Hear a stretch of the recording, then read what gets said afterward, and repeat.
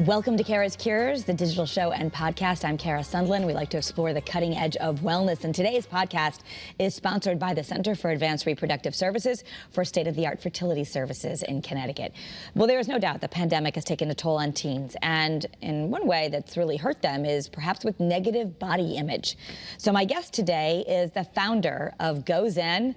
This is right in her wheelhouse. Renee Jane, thank you so much for being with us. Sarah, thank you for having me to talk about such a challenging topic that affects all of us, right? Not just kids, not just teens, all humans. All humans. And, I have a teenage daughter, and this is concerning. Studies are showing that COVID-19 stress, physical and social distancing, all of that has now been associated with greater negative body image. So why is that? Yeah, it's so funny. Before COVID, I think that we were talking about screens, screen time, getting our kids off screens, and the effect that the negative social comparison of being on social media can have on girls and boys alike.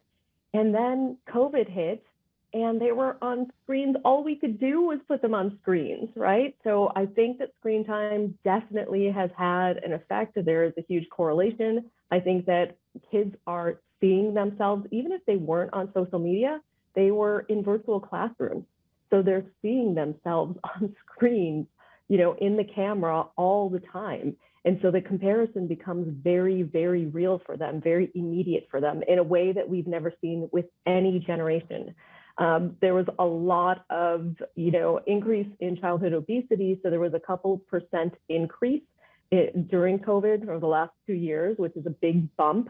We were living sedentary lifestyles. So there was something going on where there was a real effect on our bodies. And then, of course, when it comes to body image, the way we think and we feel about our bodies, the perceived image, there was an effect on that as well. Right, and there's so much, especially on social media. I'm thinking of just young girls scrolling. We, of course, always had magazines. There were always, ideals that were difficult to live up to. But how is it different now? Yeah, it's different because a couple of things.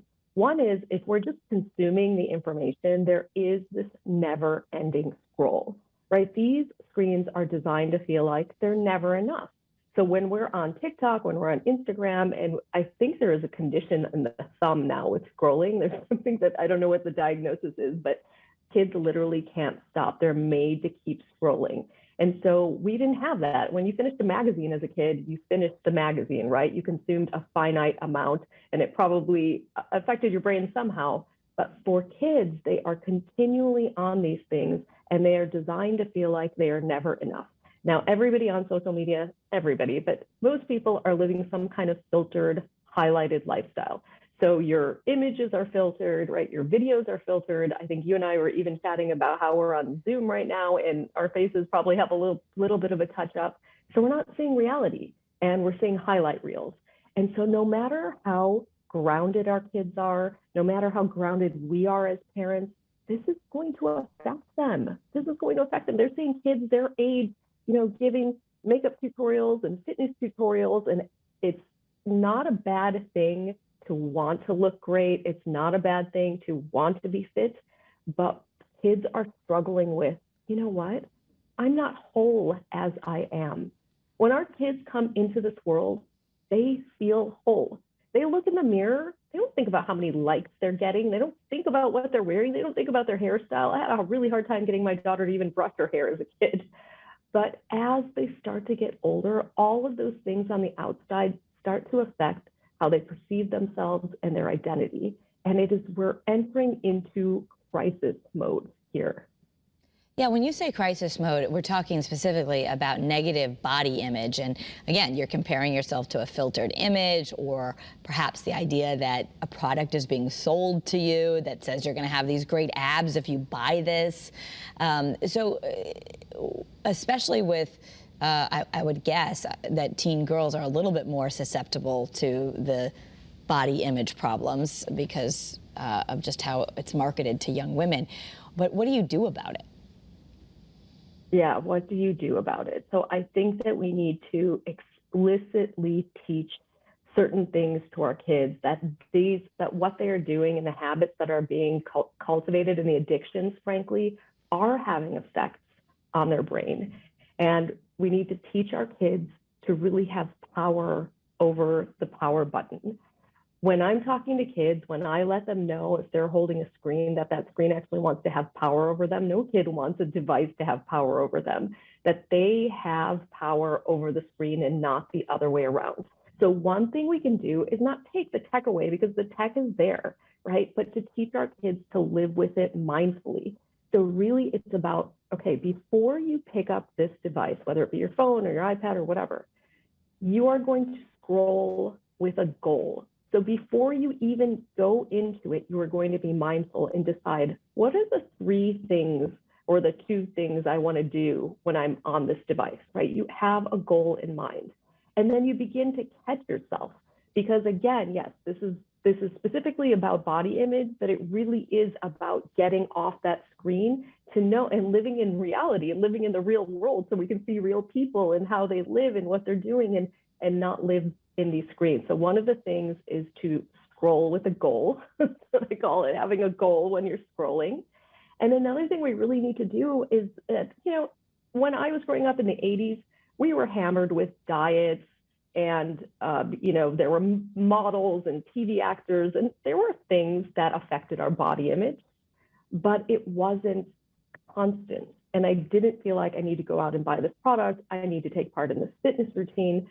So one of the things that we really need to do is teach our kids that they are so much more than a number on a scale, for example, right? So there are a lot of girls and boys who are addicted to weighing themselves constantly. And we need to talk to them and ask them, what are you without that number? What are all the other things that you are? And then I think our language around body to ourselves, as parents and adults in the lives of these kids, that language needs to change. A lot of times without knowing it, we might be saying, oh, I put on a little bit of weight, or I'm not happy with the way this looks. I really think we need to start talking about health and about strength and about balance. So now when I'm going to work out, for example, and my 8 and my 9-year-olds see that I'm going out for a run, I say, I'm going to make my heart strong. I'm going to make my body strong. And that leads me to another intervention that we have found has been very effective for kids when it comes to negative body image, is to really start talking about the functionality of the body. Tara, the body is amazing, right? The nose can smell trillions of scents. The eyes can take in billions of light senses. If we know what our body does in terms of function, we are in awe of it. And so when we have a child who's like, I don't like my thighs, I don't like my arms, what we want to do is start cultivating this idea. What do your arms do for you during the day? What things do you lift up? What strength do you have? Those legs took you on a bike ride last week, or they took you on a hike. Those legs, they do something for you every day. Now, this might seem like it's, way too simple to work, but when we start orienting our mind into functionality and the functioning of our body, we start to fall in awe with ourselves and our body. And we start being a little bit less concerned about, am I too big? Am I too small? There's lots of beautiful shapes and sizes everywhere. Right. And I think, especially as adults, maybe we can have that self-reflection. But part of what you're doing at Gozen is even just teaching that emotional intelligence to kids, because the pressure for them definitely feels bigger. And maybe because of their development, when you're a 15-year-old girl, you're just going to be harder on yourself maybe than a grown woman. So is it different for our kids about how we do this? Yeah, we didn't have emotions 101 in school. We had math and science and English, and a lot of traditional schools still have that. But the amazing thing is that both public and private schools are starting to adopt character education programs and social and emotional learning programs, because emotional intelligence is a very great predictor of life satisfaction and success. And we can teach it alongside all of those other core subjects. So at Gozen, we are trying to embed that kind of curriculum into a side by side with math. We're always saying to teachers, give us 10 or 20 minutes from your core curriculum, and we will not only give you more emotionally intelligent kids, but the research shows, and we have seen, that kids will actually improve academically, because these two things go hand in hand. It's not that a lot of kids, struggle in school academically. It's not 100% because of the skill set. A lot of times it's because they have turmoil going on inside, right? They have something else happening within them that they need resolved so they can focus and they can apply themselves. So it's very important for us to have this education early. And the beautiful thing that we know is that if we teach everyone skills of resilience before they need them, we can prevent a lot of what we're seeing in mental health right now. We can prevent a lot of the occurrence of anxiety, of depression, not all of it, but there's a lot of prevention that's possible if we don't wait until our kids end up in therapy down the line. Yeah, well, and let's talk about even the Gozen program. If people are listening and you go to gozen.com and you're involved in your school, this is something you can ask your school to add to their curriculum? Absolutely. So, we wanted to meet kids where they're at. So we rolled up a lot of these ideas into animations. And so we use animation, we use games, we use, beautifully illustrated journals to teach a lot of skills of resilience. And so, yeah, you can absolutely ask, it's appropriate for middle elementary through middle school. And you can talk to your administration, and you can even check out samples if you go to gozen.com. Yeah. So if we're having these conversations with our kids, especially I keep going back to the teen, that's probably because I have a teenager. Even if it seems like they're not listening or they don't value what you're saying, we need to still be having them, right? And telling them, what you're looking at, how often are you looking at, how does that make you feel when you look at that? And do you know that that's not real? I love the way that you phrase that and how does it make you feel, especially when it comes to the teen years. We're moving more into motivational interviewing, let's say, as opposed to just giving them advice. A lot of times, if we're just giving them advice, they're rolling their eyes or thinking that we don't get it. But when we start to ask them questions and truly authentically get curious about their experience, instead of saying, oh my goodness, that stuff is going to melt your brain, just turn it off. We start to say, what is it? I see that you're on Instagram for 2 hours. There must be something interesting on there. I'd love to understand what that is. And kind of enter their flow and enter their world, because the goal is for them to begin to open up to us and start to have conversation around this. So we can start to truly get it. What is it that you're doing on there for so long? And that's a pathway in, to conversation and getting realistic about what we can do about sort of minimizing what we're seeing on the screens. Yes, and I think I'm guilty of that too, of like, stop it, it'll melt your brain. I definitely have had some of that stuff as well. But I think TikTok is also, for parents, a lot of us are not on TikTok the way that kids are, and they love it maybe more. I mean, Instagram, you have a lot of parents and kids who are on it, or Facebook. Kids aren't really on Facebook as much. But the TikTok phenomenon, do you think that's different or something that parents really need to be involved in? Yeah, TikTok is such an interesting thing. And if you go on it and sample it yourself, they are very short videos. They loop. They go very quickly, right? So they're 15 seconds to 60 seconds long, and they're highly addictive. They can be super entertaining because a lot of them are funny or, dare I say, just weird. And so you're fascinated by that. It's almost like watching a train wreck. But we know that kids spend hours and hours on there. So here's the thing about TikTok. There is, I think, a lot of information on there that's a little bit sketchy, that things that you probably wouldn't want your kids to see. But there are actually a lot of really great mental health profiles on there as well. So if your kids are going to be on it, I think we can strike a compromise with them. It really depends on the age of the kid, of course, right? But if you're sitting down with them and saying, listen, I get that you enjoy TikTok. I think you think it's funny. Maybe you like to do the dances. But do you know there's actually really good mental health stuff or whatever they're into on there that maybe we can watch together? And you might be rejected, they might be like, I'm never watching this with you, Mom. But I think it's important that we find a bridge to enter their world. Yeah, yeah. I've often, there was a book, oh gosh, you'll know. It's Queen Bees and Wannabes, Rosalind. Yes. Yes. Wiseman, yes. Yes. So she's brilliant in the world of the teen space, especially. But I remember there was a line in there that said, when the kid comes to you and says, Mom, I want to show you something, or Mom, come look at my account, which happens sometimes, they're like, drop everything, because it's like at that moment where you have an opportunity to connect, it's usually going to work better on their schedule, than yours. So, as we're talking about body image, maybe the way in is you let them, they want to show you some game that rather than rolling your eyes and saying that's dumb, you like, okay, let me watch it, and then you have an opportunity to talk about what you're saying, which is the counteraction, expressing gratitude for what you do every day, or learning what to do when you wake up. Is there something you could do a little bit before you jump on your screens that would be more positive for you?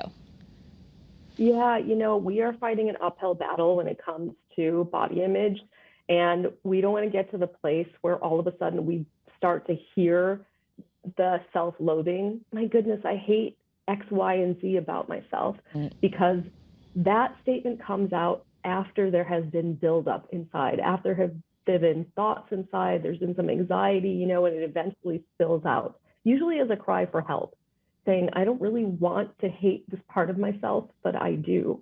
And so hopefully we can get to them a little bit earlier. But even if that's the place where we're at with our kids, we start where they're at, and we meet them where they are. Telling our kids, just rejecting what they're saying is not working. Saying, you're beautiful, we love you. For most kids, that's not enough. It's important for that to be there, but it's important for us to also say, what's going on with that? Why do you feel that way? I don't see you that way. I'd love to know why you see you that way. Which is a little bit more presence of mind for parents who just go, oh my gosh, I can't believe you just said that. Don't say that. Don't talk like that, And before, I know we're going to run out of time, but the pandemic has shown not only a problem with body image, but with suicide ideation and other things that are really on there, where I do think you hear kids say that more, even if they're not serious about it. You hear this, oh, if that happens, I'll just kill myself. Like, in such a just, off the cuff way. And I don't know if it's something on social media, but it does seem some of these things that we consider so serious as adults, they are maybe not grasping. Yeah, there's been a disruption in the way that we just interact as humans, and that has affected kids on a very, very deep level, right? We need to see each other in 3D. We need to touch and feel and be hugged and love and be in person and interact. And for better or worse, that was gone for a couple of years. And so we are seeing a huge uptick in anxiety, in actual suicide, in suicidal ideation. And so, yeah, there are kids that are saying things and they don't really mean it. And then there are a lot of kids that are saying things and they do really mean it, So we need to be extremely wary of what's going on, what's coming out of our kids' mouths. And I'll just reference it if you're watching here on WFSB Plus for CURES. We just did a piece on suicide and prevention of it, and the conversations you should be having with Dr. Laura Saunders, so they can look over there. But as far as you, Rena, you've got Gozen. It's a great resource for parents. They might actually like it because you designed it for kids, so these aren't these goofy ones that they go, why do I have to watch that? That's so lame. I mean, this was done as a way to make kids interested. Yeah, we think that a lot of these topics are so serious, so why not add humor and kind of add in some stuff that they're already doing? We can't really compare with Fortnite or what's going on in Netflix, but it's a good way to get an emotional education in a way that's still fun. Yeah. And so I want to invite everyone to go to gozen.com. And Rini, thank you for being here again and talking about such an important issue. We hope we can make a dent and let people know that real life's not filtered. Thank you. Thanks, Thank Rini. you, Kara. Thank you, everyone. And there's more CURES episodes right here that you can watch on the cutting edge of wellness, so check that out. You can also follow me on social media at Kara Sundlin or join the CURES Facebook group. Have a great day, everyone. Be well.